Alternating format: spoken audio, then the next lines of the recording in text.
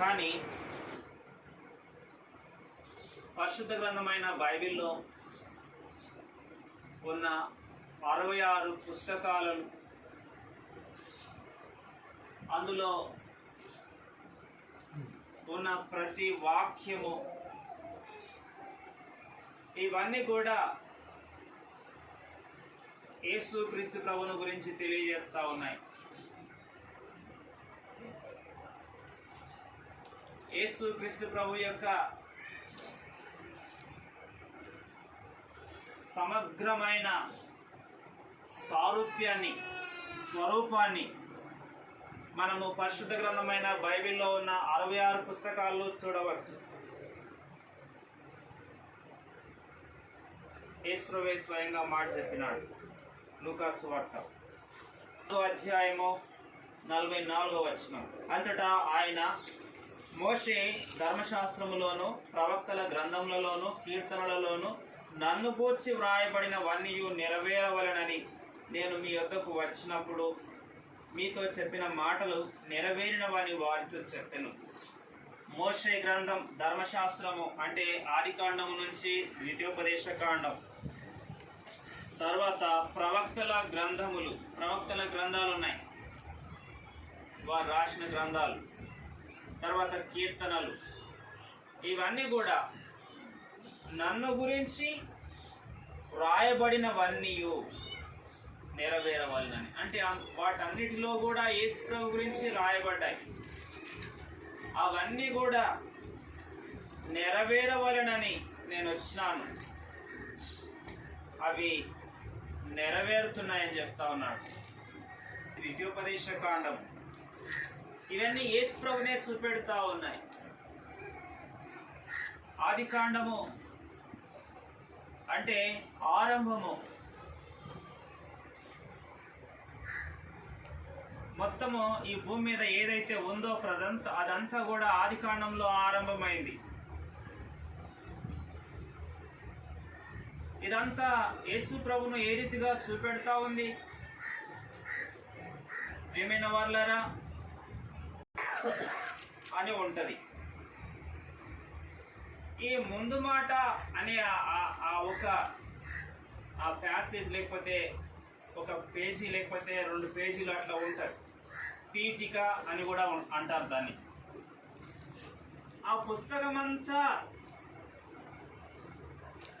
ఏముందో ఆ ముందు మాట అనే ఆ ఒక పేజీ లేకపోతే 2 పేజీల్లో మొత్తం సంక్షిప్తంగా, అంటే క్లుప్తంగా రాస్తారు.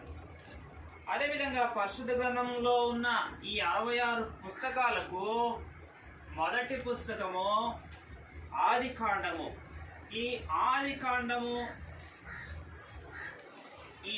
కాండము మొదటి అధ్యాయము, మొదటి అధ్యాయములో పూర్తిగా బైబిల్ యొక్క సమగ్రమైన విషయాలన్నీ అందులో ఉన్నాయని చెప్పినాడు.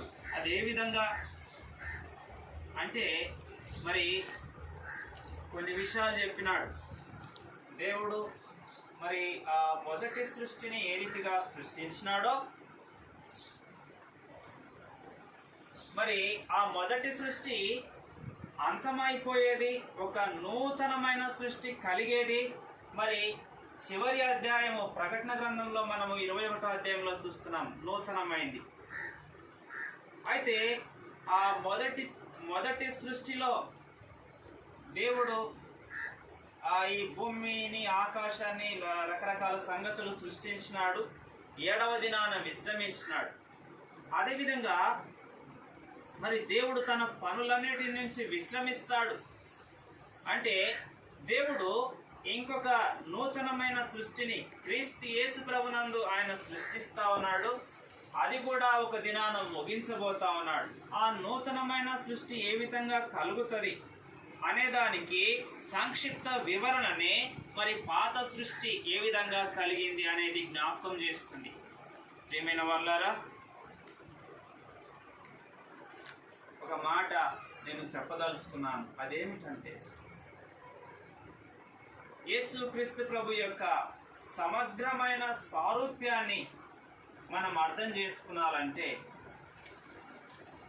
పరిశుద్ధ గ్రంథమైన బైబిల్లో ఉన్న ప్రతి లేఖనాన్ని మనం పరిశోధించవలసి ఉన్నది. ప్రతి లేఖనము వెనుక ప్రభువైన యేసుక్రీస్తు వారు, ప్రభువైన యేసుక్రీస్తు వారి స్వభావము, ప్రభువైన యేసుక్రీస్తు వారి గుణలక్షణాలు ఉన్నాయి. ఆదికాండము ఒక నూతనమైన ఆరంభాన్ని చూపెడతా ఉంది. ఆ నూతనమైన ఆరంభము చూడండి, 2 కొరింథీ 5:17 మనందరికీ తెలుసు. 2 కొరింథీ 5:17 క్రీస్తు ప్రభులో ఉన్నవారు నూతన సృష్టి. యేసుక్రీస్తు ప్రభు వారు సమస్తాన్ని నూతనంగా చేయబోతా ఉంటున్నాడు. కాబట్టి యేసుక్రీస్తు ప్రభులో మన ఆదికాండం ఆరంభం అవుతుంది. మొదటి దినాన వెలుగు కలిగింది. అదేవిధంగా మన ఆత్మీయ జీవితంలో కూడా కలిగేది మొదటి దినం వెలుగే. ఆ వెలుగు భూ సంబంధమైన వెలుగు కాదు, ఆత్మ సంబంధమైన వెలుగు. ఆత్మ సంబంధమైన వెలుగు చూడండి, కొరింథీలకు రాసిన 2వ పత్రిక, కొరింథీలకు రాసిన 2వ పత్రిక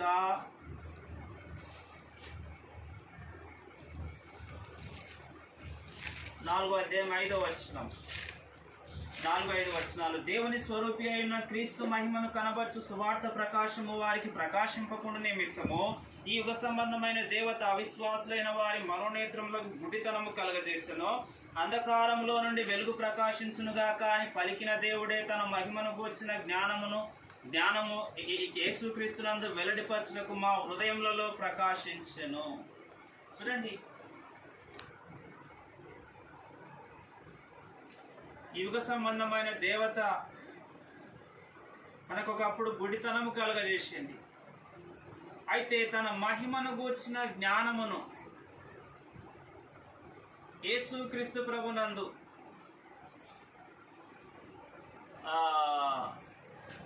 ఇక్కడ రాయబడ్డది, తన దేవుని స్వరూపి అయిన క్రీస్తు మహిమను కనబర్చు సువార్త ప్రకాశము. ఓకే ఎక్కడుందన్నమాట అంటే, జ్ఞానము యేసుక్రీస్తునందు వెల్లడిపరచుటకు మా హృదయములలో ప్రకాశించెను. దేవుని మహిమ అదంతా దేవుడు ఎక్కడ వెల్లడిపరుస్తా ఉన్నాడంట? యేసుక్రీస్తు ప్రభునందు. ఆ వెల్లడిపరిచేదానికి మొట్టమొదటిగా ఈ సువార్త ప్రకాశము, సువార్త అనే వెలుగు మన హృదయంలో ప్రకాశించింది. గుర్తుపెట్టుకోండి, ఆ వెలుగు లోపల ప్రవేశించిన తర్వాత దేవుని మహిమంతా కూడా మనము ఎక్కడ చూడాలా? యేసుక్రీస్తు. జాగ్రత్తగా ఈ మాట గమనించండి. దేవుని యొక్క మహిమంతటిని మనము యేసు ప్రభులో చూడవచ్చు. ఎట్లా మనం చూస్తామో పేతురు రాసిన 2వ పత్రిక 1వ అధ్యాయము 19వ వచనము. మరియు ఇంతకంటే స్థిరమైన ప్రవచన వాక్యం అనుకున్నది, తెల్లవారి వేకు చుక్క మీ హృదయములలో ఉదయించు వరకు ఆ వాక్యము చీకటి గల చోటున వెలుగిచ్చు దీపమైనట్టున్నది. దాని యందు మీరు లక్ష్యం ఉంచిన ఎడల మీకు మేలు. చూడండి, వేకువ చుక్క మీ హృదయములలో ఉదయించు వరకు ఆ వాక్యము చీకటి గల చోటున వెలుగిచ్చు దీపమైనట్టున్నది. చూడండి, వేకువ చుక్క మీ హృదయములో ఉదయించు వరకు. ఎవరి వేకువ చుక్క? ప్రకటన గ్రంథం. పోయిన వారం నేను జ్ఞాపకం చేసిన ప్రకటన గ్రంథం 2వ అధ్యాయం 28వ వచనం. మరియు అతనికి వేకువ చుక్కను ఇచ్చదను. ఎవరికి? జయించువానికి వేకువ చుక్కను ఇచ్చదనని చెప్పినాడు. Morning star. ఎవరు? ఈయన యేసుక్రీస్తు ప్రభువారు. ఇక్కడ 2వ పేతురు పత్రికలో మనం ఏం చూసినామంటే, వేకువ చుక్క మీ హృదయములలో ఉదయించు వరకు ఆ వాక్యము చీకటి గల చోట వెలిగిచ్చు దీపమైనట్టున్నది. కాబట్టి వాక్యము, మొట్టమొదటిగా వాక్యము మనకు వెలుగు కలగజేస్తుంది. ఆ వెలుగు యేసుక్రీస్తు ప్రభువును పూర్తిగా గ్రహించేటట్లు చేస్తుంది. ఎప్పుడు చేస్తుంది అంటే ఇక్కడ రాయబడ్డది, ఆ దాని యందు మీరు లక్ష్యం ఉంచిన ఎడల మీకు మేలు. దేవుని వాక్యాన్ని మనము లక్ష్యము చేసినప్పుడు, దేవుని వాక్యములో మనము దాన్ని పరిశోధించినప్పుడు, దేవుని మహిమ, యేసుక్రీస్తు ప్రభు యొక్క సంపూర్ణమైన స్వారూప్యాన్ని మనము దేవుని వాక్యంలో చూస్తాం. కాబట్టి ఉదయకాలం నేను జ్ఞాపకం చేసేది ఏంటంటే, బైబిల్లో ఉన్న ప్రతి లేఖనము ప్రభువైన యేసుక్రీస్తు వారిని చూపెడతా ఉంది.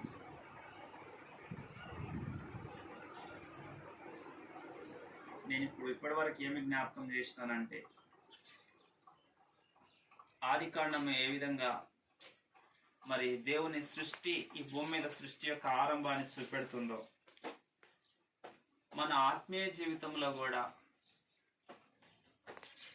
క్రీస్తునందు ఉన్నవారు నూతన సృష్టి. యేసు క్రీస్తు ప్రభునందు మనము ఒక నూతనమైన ఆరంభం కలిగి ఉండాలి.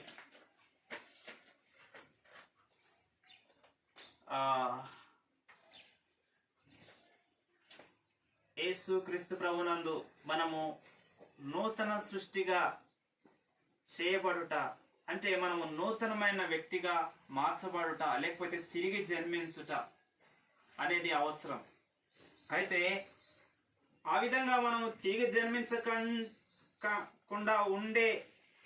ఉన్న ఆ మొదటి దినాలన్నీ కూడా, అవన్నీ కూడా మన జీవితంలో అవన్నీ కూడా నష్టపోయిన దినాలు. కాబట్టి ఉదయకాలము మరి నన్ను జ్ఞాపకం చేసుకునండి అని యేసు ప్రభు చెప్తా ఉన్నాడు. యేసు ప్రభును జ్ఞాపకం చేసుకోవడము, యేసు ప్రభును మనం అర్థం చేసుకునడము అంటే పరిశుద్ధ గ్రంథంలో ఉన్న ప్రతి భాగము ద్వారా కూడా యేసు ప్రభును మనము నేర్చుకోవాలి. అయితే ఈ దినము ప్రభు బలులో పాల్గొనేదానికి పూర్వము మనము దేన్ని చదువుకున్నామంటే, ఒక మాట చదువుకున్నాం. 1 కొరింథీ 5వ అధ్యాయంలో క్రీస్తు అను మన పస్కా పశువు వధించబడెను అనే మాట మనం చదువుకున్నాము. కాబట్టి మీరు పులిపిండి లేని వారై క్రొత్త ముద్ద అవుటకై ఆ పాతదైన పులిపిండిని తీసి పారవేయండి. కాబట్టి ప్రభు వల్ల దేన్ని జ్ఞాపకం చేస్తుందంటే, మన ఆత్మీయ జీవితంలో పాతదైన పులిపిండిని తీసి పారవేసుకొని క్రొత్త ముద్ద అయ్యేదానికి మనం ముందుకు సాగాల. దాని కొరకే ప్రభు బల్ల మన మధ్యలో ఉన్నది. కాబట్టి క్రీస్తును ఇక్కడ ఒక పస్కా పశువుతో పోల్చబడ్డది. కాబట్టి పస్కా పశువు అంటే మనకు నిర్గమాకాండము జ్ఞాపకం వస్తుంది. యేసుక్రీస్తు క్షమించండి, ఇజ్రాయేల్ ప్రజలు ఐగుప్తులో నుంచి మరి విడుదల పొందిన సమయంలో వాళ్ళు పస్కా పండుగ చేసుకున్నారు. మరి ఈ పస్కా పండుగ అనేది ఇజ్రాయేల్ ప్రజలకు ఒక నూతన ఆరంభాన్ని చూపెడతా ఉంది. ఎక్కడుంది మాట అంటే నిర్గమాకాండం అధ్యాయం, నిర్గమాకాండం 12వ అధ్యాయము 2వ వచనము 2వ వచనం నుండి, నెలలలో ఈ నెల మీకు మొదటిది, ఇది మీ సంవత్సరములకు మొదటి నెల. మీరు ఇజ్రాయేలీల సర్వ సమాజముతో ఈ నెల దశమి నాడు వారు తమ తమ కుటుంబంలో లెక్క చొప్పున ఒక్కొక్కడు గొర్రెపిల్లనైనను మేకపిల్లనైనను, అనగా ప్రతి ఇంటికి ఒక గొర్రెపిల్లనైనను ఒక మేకపిల్లనైనను తీసుకునవలెను. ఇవన్నీ చాలా ఉన్నాయి. అయితే ఇక్కడ ఒక విషయం ఏంటంటే, నెలలలో ఈ నెల మీకు మొదటిది, ఇది మీ సంవత్సరమునకు మొదటి నెల. ఇప్పటి నుంచి ఇది మీకు మొదటి నెల అంటున్నాడు. అంటే ఇంత నొక్కి ఎందుకు చెప్తున్నాడు? నెలలలో ఈ నెల మీకు మొదటిది అంటే వాస్తవానికి అది వాళ్ళకు మొదటి నెల కాదు, అది వాళ్ళకు మొదటి నెల కాదు, కానీ మొదటి నెలగా చేసినాడు దేవుడు. ఆ మొదటి నెల పేరు అబీబు. చూడండి, ద్వితీయోపదేశకాండం 16వ అధ్యాయం. ద్వితీయోపదేశకాండం 16:1. అబీబను నెలను ఆచరించి మీ దేవుడైన యెహోవాకు పస్కా పండుగ జరిగింపవలెను. ఏలయనగా అబీబు నెలలో రాత్రి వేళ మీ దేవుడైన యెహోవా ఐగుప్తులో నుండి నిన్ను రప్పించను. చూడండి, అబీబు నెలలో ఐగుప్తులో నుండి దేవుడు ఇజ్రాయెల్ ప్రజలను నడిపించినాడు. అబీబు నెల, కానీ అది మొదటి నెల కాదు, కానీ దేవుడు దానిని మొదటి నెలగా చేసినాడు.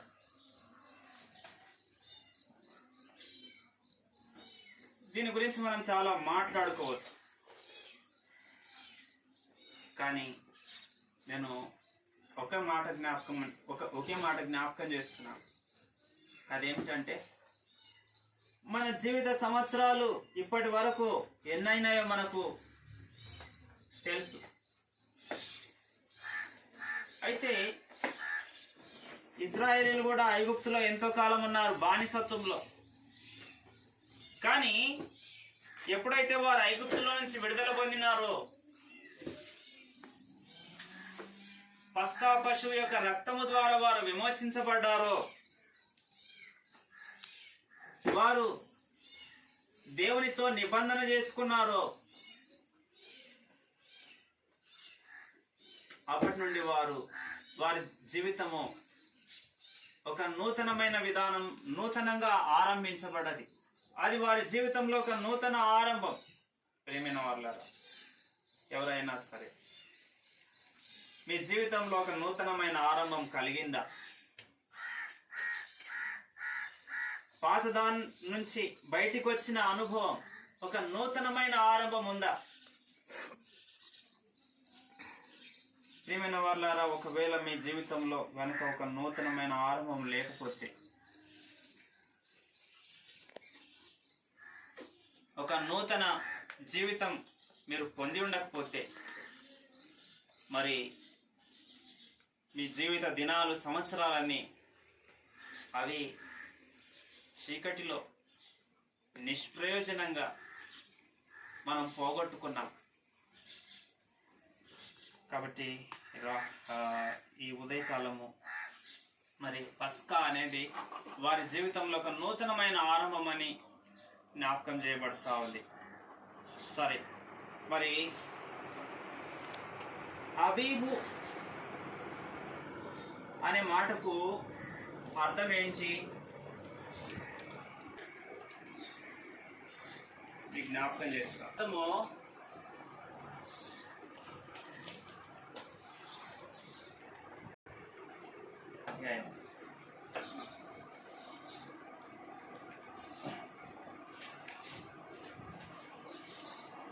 గోధుమ గింజ భూమిలో పడి చావకుండిన ఎడల అది ఒంటిగానే ఉండును, అది చచ్చిన ఎడల విస్తారముగా ఫలించును. అబీబు అంటే గోధుమ గింజ చచ్చిపోయిన తర్వాత తిరిగి లేస్తుంది కదా, అది ఎబ్రి భాషలో దాని అర్థం. అంటే గోధుమలు పడతాయి ఎక్కడ? ఇజ్రాయెల్ దేశంలో. అది దేవుని వాక్యంలో ఉంది. వారు అంతకన్నా ముందు చూడండి, ద్వితీయోపదేశకాండం 11వ అధ్యాయం. అంటే ఎవలు, గోధుమలు, ప్రాముఖ్యమైన పంటలు, అదేవిధంగా అక్కడ పండే పండ్లు, దానిమ్మ పండ్లు, ఓలివ పండ్లు, అంజూర పండ్లు, ద్రాక్ష పండ్లు, ఇవి చాలా ప్రధానమైన పంటలు. అయితే వారు ఐగుప్తులో ఉన్నప్పుడు తిన్న పంటలు ఏంటి? ఉల్లిగడ్డలు, కీరకాయలు, కూరాకులు, ఇట్లాంటి పంటలు వాళ్ళు తిన్నారు. కానీ ఐగుప్తులో నుంచి వచ్చిన తర్వాత ఇంకొక రకమైన పంట తింటా ఉన్నారు. ప్రియమైన వాళ్ళారా, ఇజ్రాయేల్ ప్రజలు ఐగుప్తులో నుంచి వచ్చిన తర్వాత అరణ్యంలో ఉన్నప్పుడు మళ్ళా వాళ్ళకి ఏమి జ్ఞాపకం వచ్చినాయంట? ఈ ఉల్లిగడ్డలు, తెల్లగడ్డలు, కూరాకులు, ఇవన్నీ ఏంటో తెలుసా? ఉల్లిగడ్డలు ఎక్కడ ఉల్లిగడ్డ ఎక్కడైతుంది? భూమి లోపల అవుతుంది. ఇంకో గడ్డలు కూడా ఉంటాయి అక్కడ, అవి కూడా భూమి లోపలనే అవుతాయి. ఐగుప్తు దేశంలో వారికి జ్ఞాపకం వచ్చిన పంటలన్నీ కూడా భూమి లోపల అయ్యేటివి, లేకపోతే భూమి మీద అయ్యేటివే. కానీ ఇజ్రాయేల్ దేశంలోనికి వారు వెళ్ళిన తర్వాత వారు తినే పండ్లే ఎట్లాంటి పంటలు? గోధుమలు భూమిలో కావు, భూమి పైన అవుతాయి. ఎవలు, తర్వాత దానిమ్మ పండ్లు, అంజూర పండ్లు, ద్రాక్ష పండ్లు, బోలివ పండ్లు, ఇవన్నీ పైన ఉండేటివి.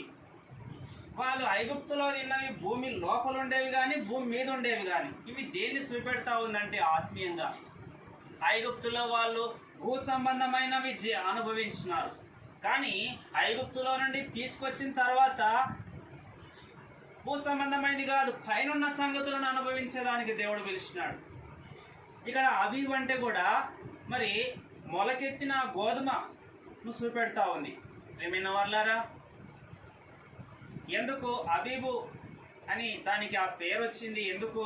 దాని అర్థం ఏంటంటే, ప్రియమైన వాళ్ళారా, యేసు క్రీస్తు ప్రభు తను తాను ఒక గోధుమ గింజ భూమిలో పడి సస్తేనే కానీ విస్తారంగా ఫలిస్తుందని ఎందుకు చెప్పినాడు?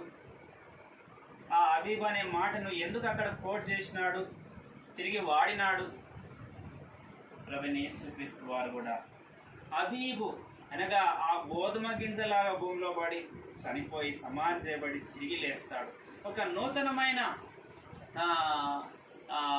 శరీరం కలిగిన వాడై లేచి అదే నూతనమైన అనుభవంలోనికి నిన్ను నన్ను నడిపించడానికి ఆత్మస్వరూపిగా మనలో నివసించే దేవుడుగా ఉన్నాడు. కాబట్టి మనము నూతన జీవితము, అబీబు అంటేనే మరి దాని అర్థము నూతన ఆరంభం. వాస్తవానికి అది మొదటి నెల కాదు, కానీ దేవుడు మొదటి నెలగా చేసినాడు. కాబట్టి మన జీవితంలో యేసుక్రీస్తు ప్రభువుని ఎరిగిన తర్వాత ఆయన ద్వారా నడిపించబడుతూ మనము ఒక నూతనమైన జీవితాన్ని మనం కలిగి ఉండాలి, నూతనమైన అనుభవాన్ని మనం కలిగి ఉండాలి, క్రొత్త ముద్దగా మనం సిద్ధపరచబడాలి. ఇంకా ఐగుప్తులో ఉన్న ఇజ్రాయెల్ ప్రజలు కోరుకున్నారు కదా ఉల్లిగడ్డలు, ఇంకేదేదో గడ్డలు, తర్వాత కూరాకులు, అవన్నీ ఎట్లా పండినాయి? వారు ఐగుప్తు ఎట్లా ఉంటుందంటే ప్లేన్, అంటే మైదానంలాగా ఉంటుంది. ఆ నీరు కట్టి ఆ పంటలు పండిస్తారు. అట్లాంటి పంటలు వాళ్ళు తిన్నారు. కానీ ఐగుప్తులోనికి వచ్చి కనాన్లోనికి వచ్చిన తర్వాత అది ఆకాశ వర్ష జలాన్ని తాగుతుందంట. ఆకాశపు మంచు చేత పండే పంటలు అక్కడ పండుతాయి. ఇవన్నీ దేన్ని జ్ఞాపకం చేస్తున్నాయంటే అది కొండలు లోయలు గల దేశం. ఇది దేన్ని జ్ఞాపకం చేస్తుందంటే మనము దేవుని పైన ఆధారపడే జీవితం, పైనున్న వాటిని వెతికే జీవితం జ్ఞాపకం చేస్తాము. కాబట్టి ప్రభువులలో పాల్గొనేదానికంటే ముందు యేసు ప్రభువును మనము జ్ఞాపకం చేసుకున్నప్పుడు యేసుక్రీస్తు ప్రభువును ఒక పస్కా పశువుతో మనము పోల్చుకొని మనము ప్రభు బలలో పాల్పొందుతూ ఉంటున్నాం. యేసుక్రీస్తు ప్రభువారు మన కొరకై గోధుమ గింజ వలె ఆయన చనిపోయి సమాధి చేయబడి తిరిగి లేచినాడు, మనకు నూతన జీవం ఇచ్చేదాన్ని. రోమీలకు రాసిన పత్రిక 6వ అధ్యాయం 4వ వచనం. రోమీలకు రాసిన పత్రిక 4వ వచనం. కాబట్టి తండ్రి మహిమ వలన క్రీస్తు మృతులలో నుండి ఎలాగూ లేకబడినో అలాగే మనమును నూతన జీవము పొందిన వారమై నడుచుకున్నట్లు మనము బాప్తిస్మము వలన మరణములో పాలు పొందుటకై ఆయనతో కూడా పాతి పెట్టబడితిమి.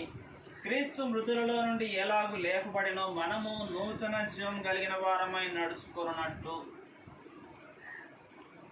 కాబట్టి బాప్తిసం యొక్క అర్థం కూడా అదే. పాత జీవితము కాదు, నూతన జీవితము కలిగి నడుచుకునే దానికి బాప్తిసంలో సాక్ష్యం ఇచ్చింది. కాబట్టి ప్రియమైన వాళ్ళారా, మనల్ని మనం పరీక్షించుకుందాం. మనము ఈ నూతన జీవం కలిగి నడుచుకుంటున్నామా? ప్రభువైన యేసుక్రీస్తు వారి చేత మనకు నూతన ఆరంభము, కొత్త సృష్టిగా మనం మార్చబడ్డామా? ఒకవేళ మార్చబడితే మనము ఇంకా ఇజ్రాయెల్ ప్రజలు ఐగుప్తులో నుంచి వచ్చిన తర్వాత కూడా ఆ భూ సంబంధమైన పంటలను వాళ్ళు చూస్తూ ఉన్నారు. వాళ్ళన్నీ భౌతికమైన విషయాలని ఆలోచిస్తూ ఉన్నారు. వారి ముందు నడిచేదానికి ఒక భౌతికమైన రూపం కావాలని అనుకుంటున్నారు. కానీ వారి దృష్టి ఎప్పుడు అదృష్టుడైన దేవుని మీద కేంద్రీకరించడం లేదు. భౌతికమైన సంగతులు చూస్తూ ఉన్నారు. మా ముందు నడిచేదానికి ఒక దూడం చేసుకుంటాం అంటున్నారు. ఎన్నో సంవత్సరాలు అయిన తర్వాత ఇజ్రాయెల్ ప్రజలను ఐగుప్తులో నుంచి తీసుకొచ్చి అక్కడ స్థిరపరిచిన తర్వాత, ఎన్నో సంవత్సరాలు అయిన తర్వాత ఇజ్రాయెల్ ప్రజలు మరలా త్రప్పిపోయి, ఇజ్రాయెల్ యొక్క 10 గోత్రముల వారికి యెరోబాము రాజుగా ఉన్నప్పుడు మళ్ళా 2 దూడలు చేసుకొని యెరూషలేముకు పోకుండా ఆగిపోయినారు. ప్రియమైన వాళ్ళారా, మన జీవితంలో ఆత్మీయంగా చూస్తే అదృశ్యుడైన దేవుడు, మనల్ని రక్షించిన దేవుడు, మనలో ఆత్మీయ జీవితం ఆరంభించిన దేవుడు,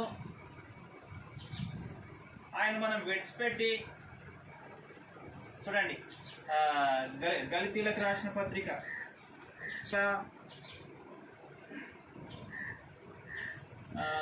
ఇక్కడ 3వ వచనం, మీరింత అవివేకులైతిరా, మొదట ఆత్మానుసారంగా ఆరంభించి ఇప్పుడు శరీరానుసారంగా పరిపూర్ణులగుదురా. చూడండి, ఆత్మానుసారంగా ఆరంభించి శరీరానుసారంగా పరిపూర్ణులగుదురా. మనం ఎట్లా రక్షించబడ్డాం? దేవుని వాక్యమును విశ్వాసం ఉంచి, యేసుక్రీస్తు ప్రభునందు విశ్వాసం ఉంచడం ద్వారా రక్షించబడ్డాం. నీతిమంతులుగా తీర్చబడ్డాం. మనం చేసుకోలేదు, నీతిమంతులుగా మనం కాలేదు. కావాలని ప్రయత్నించినా కాలేం, నీతిమంతులం అసలే కాలేం. కానీ యేసుక్రీస్తు ప్రభు ఆయన చేసిన ఆ పుణ్యకార్యము, దాని యందు విశ్వాసం ఉంచడం ద్వారా మనం రక్షించబడుతూ ఉన్నాం. అంతే. ఆత్మానుసారంగా ఆరంభించబడ్డ ఈ జీవితాన్ని ఆత్మీయంగానే ముగించవలసిన వారమైనాం. మన ఆత్మీయ జీవితంలో ఉన్న పోరాటాలను భౌతికమైన బలముతో, జ్ఞానముతో, వీటితో మనం ఎదుర్కొనజాలం. ఆత్మీయ జీవితాన్ని జీవించేదానికి శరీర సంబంధమైన సంగతులు, మానవ సంబంధమైన సంగతులను ఉపయోగించడం ద్వారా మనం నిష్ఫలమవుతాం.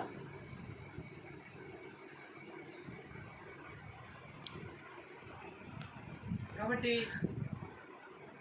మనము ఈ ఆత్మానుసారమైన జీవితాన్ని మనము ఆత్మానుసారంగానే ముగించవలసిన వారమైనా, యేసుక్రీస్తు ప్రభునందలి విశ్వాసము ద్వారా ఆరంభించిన మన జీవితాన్ని ఆ విశ్వాసము ద్వారానే ముగించవలసిన వారమైనా. కాబట్టి మన ఆత్మీయ జీవితంలో మనము వెళ్తూ ఉన్నప్పుడు మనం పరిస్థితులను ఏ రీతిగా ఎదుర్కొంటున్నాం? దేవుని మీద ఆధారపడతా ఉన్నామా? దేవుని వైపు చూస్తూ ఉన్నామా? దేవుని కొరకు కనిపెడతా ఉంటున్నామా? మన భూ సంబంధమైన సంగతులు చూసుకొని నిరుత్సాహపడతా ఉన్నామా? లేకపోతే భూ సంబంధమైన వాటి ద్వారా ఏదో ఒకటి చేసి మన జీవితాన్ని మరి పరిపూర్ణులం కావాలని యోచిస్తూ ఉన్నామా? ఇదంతా వ్యర్థమైంది. పాతది పూర్తిగా పనికిరాంది. కాబట్టి నేను ఎక్కువగా మాట్లాడను. ఇప్పుడు ఒకటే, ప్రభుతో నువ్వు నేను సంబంధం కలిగే మన ఆత్మీయ జీవితాన్ని కొనసాగిస్తూ ఉన్నామా? ఆత్మీయంగా ఆరంభించిన మనము ఇప్పుడు మన జీవితాన్ని కొనసాగించడానికి దేన్ని ఆధారం చేసుకుంటున్నాం? ఏ విషయాల మీద మన దృష్టి పెట్టినాం? ఒకవేళ మన దృష్టి ప్రభు మీద నుంచి కాకుండా భూ సంబంధమైన లోక సంబంధమైన వాటి మీద మనం కేంద్రీకరిస్తే, మన గురి లేకపోతే ఇవన్నీ కూడా మనము లోక సంబంధమైన వాటి మీద కేంద్రీకరిస్తే మనం భ్రష్టులం అయిపోతాం. కాబట్టి మనల్ని మనం పరీక్షించుకుందాం.